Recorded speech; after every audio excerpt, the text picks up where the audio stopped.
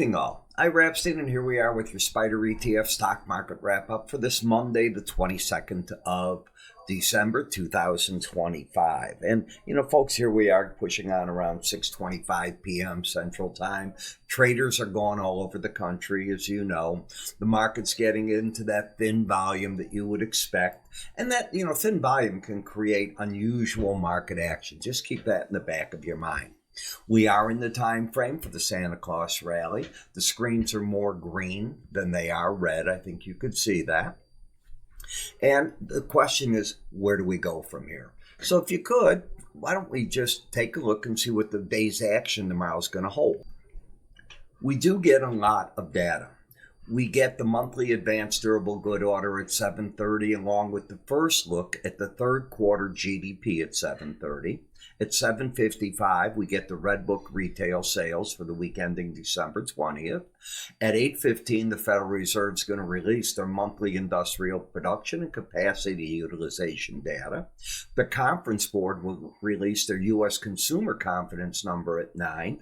The Richmond Fed, not to be left out, it will update their monthly manufacturing on Tuesday morning. And NVIDIA received permission today to sell H200 chips to China. We haven't heard if the Chinese government is going to allow companies to buy them or not. We just know they can sell them. I've read that they're getting them ready for February shipment. You need orders in order to ship them. I found it interesting that uranium's getting a bit of a bid here. Goldman Sachs up again, as you can see. Restoration Hardware gaining, and so did Home Depot. Interesting plays. They've been beaten down so much. Will they come alive this year is the big question. Rivian got up to a new high on this little move to 2269, gave some of that back by day's end. And Tesla continues to gain up another 753. Lilly gained today as well, along with NVIDIA. So let's take a look at the chart action and see where this can all carry us. As you know, I started covering Gap just last week.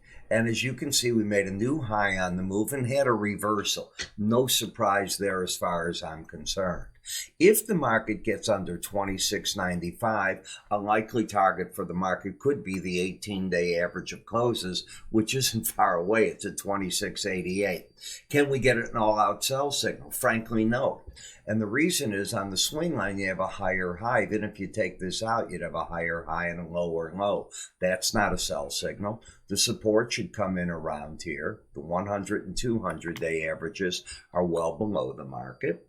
What stopped the rally? Just what we talked about, the upper Bollinger Band. So I think the market has spent an awful lot of energy getting up here. It's hit the Bollinger Band on previous areas, and it's coming sideways. But Gap should do well. They seem to have their mojo going. Their products are moving the way that they want. And this is the Christmas season, so it's the right price type of items. When you look at the slow stochastics, overbought. So if you took the name off the chart, would you want to buy into an overbought market on this big of a rally that's gone up, hit the Bollinger Bands and backing off? Probably not just here. In Meta, we keep coming up from time to time to the upper Bollinger Band and can't hold it. It gets thrown back each and every time recently. So is this going to be different? Don't know. But I can tell you what the difference is. Look at the narrowness of the Bollinger Bands compared to back here. When you get narrow bands, different things happen. You're in that category now. So if the market wants to start to get up and push things out, I would use today's high as a number that if you start taking out 671, the market is going to start talking to you. There's a possibility the market wants to break out of this sideways range. When we take a look now at what's happening in Goldman, this was the high. So this arrow can be moved over just like this. You now have a pattern that's a little bit different. You have a pattern where you have the arrow, the up arrow pointing right like this. You have a higher high, lower low in an overbought market. And it's acting like a market that when it lost its embedded reading, it may not want to go down and hit that 18-day average. Often, when you lose an embedded reading, that's what you do, and you missed it. Markets that don't hit it and take out the most recent high often tell you that they're not going back to that number anytime soon, and they might want to run. So you're at an important point. Roku reminds me of the gap chart. It came up here. It's fighting a battle. Can it get underneath 108.13? And if it does it open the door to come back here? Again, it spent a lot of energy. But if you look at the slow stochastic readings, are they embedded? Let's go right here. Day one, were they embedded? Not there. Day one, two, and then today. So they're embedded. Tomorrow's action is going to be super important in this market. If the market, whether it takes out this low or not, if the market can come back and close higher, it could be the beginning of another move to the upper Bollinger Band. So it's on the cusp of that.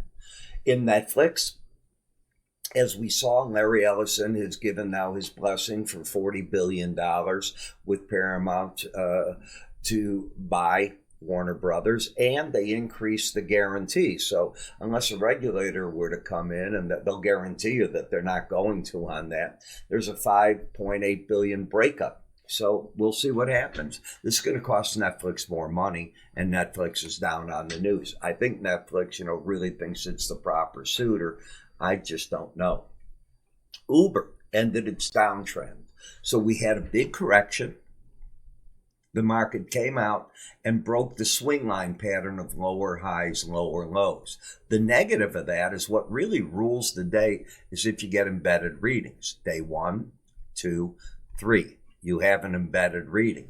So on this rally, the pros are likely to sell the market and bail if the red line closes over 21, not in a buy mode. In Rivian, you have 2 days over the upper band. You're probably going to pull back into it. You only stay over upper Bollinger Bands 5% of the time or under than that amount. This market, this is where this whole thing came alive. And that's where I was telling you about Meta. When you narrow in, you always look to see, is that going to give you a breakout? In Joby, again, the resistance is going to be the 1551 level, the 100-day average of closes. You have a pattern that has got a higher high, a lower low, and it keeps coming back, whether it's above the market or below it, to the 18-day average in red and fighting a battle there. In XLF, which is the financial sector, is the market going for the Bollinger Band? It could. It's an overbought market. Here, too, remember what I said. You lost a bullish embedded reading, and you did not make the run for down here. The last rally high in the market was at 55.31. You went through that today, so the Bollinger Band should be what's seen minimum before the market gets up and, well, let me say, gets down through this low right here at 54.36. In plain English, I think the bears got caught, and I think the market wants to work higher. In XLI, you had lost the bullish embedded reading back over here, and the market did fall down to its number. It's held it. Overall, this market has held in the industrial sector a bullish bias for a while. It's been doing that ever since the correction right here. You had one close back under it, and since then the market has done its darn best to hang at that 18 and then come back. You've had 2 closes under it, and it was traps each time. The market didn't stay there very long. In XLE, the energy select sector, still dropping away. I don't see anything that you can do here. It's oversold, but in a downtrend, and it's supported the 100-day average. In the gold market, it's like nobody can get enough gold. Nobody can get enough silver or platinum. These markets are just tearing. But if you take the name off the chart, you don't buy, in my opinion, over Bollinger Bands. You can do whatever you want, but I would teach my traders not to. Palantir got up to the upper Bollinger Band and ran into the brick wall. Now, it did that back here, but look at how narrow the Bollinger Bands were. This is not the same. You have very wide bands right now. So that could be a good resistance point. In Microsoft, there's a battle brewing where the market is trying to stay over the 18-day average. It fought here to stay under it. It won that back. Now the question is, can it stay over it? I would think that any move over today's high of 488.73. It's a sign there's more on the upside, maybe up to the upper Bollinger Band of the 494.5, 495 level. On the downside, if the market takes out the low here of 487.85 and closes under the 18-day average, do open the door to come back down. So sort of in no man's land, the bulls have the edge going home as the market did close over the 18-day average in red and the swing line is up. But it's certainly a market that's difficult to deploy money in. In BND, we have the higher high and lower low, nothing there.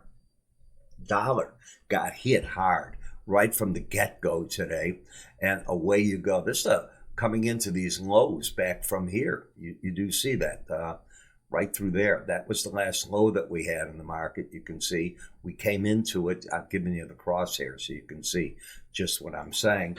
And that was a pretty good gap in the market. Now, it's not a high-priced market, so gaps obviously look very big on the chart, but they are at this point in time. In an FXE, it too made a gap to the upside. When it lost its bearish embedded reading, it's had no follow through in the sense of really making a run for right here. So unless there's some surprises coming in at the end of the year, these markets look to me poised that they might want to make a run the other way. And that is the interesting thing. Are we at the point where the dollar begins its real break and the euro and other currencies move against it? Well, we'll be talking about that. And as you're seeing, we're getting patterns here of what I call the outside days. It is a huge continuation pattern. It's one that I look for all the time because from it, what happens is you get these action plays that can carry the markets in many different ways. I did put a course together that teaches you how to work with that. If you go to our website, you'll see 9 chapters in our education area. And I think you'll find that you get these patterns literally regularly. And you'll hear me say, well, unless it does something different, you'll get a trap play one way or the other. So you can just go to iraepstein.com, go into the course area. You'll see where I've got the courses. They're all explained there, and you can take the course at any time. You can call my staff if you need help. They'll work with you. You can move your cursor to the top up here. Easy to do. That'll also take you to the website over through here. If you're watching on YouTube, another way to get to us. I'm Ira. You have yourself a great evening. I'll catch up with you all in the other videos tonight. And of course, first thing in the morning flash update.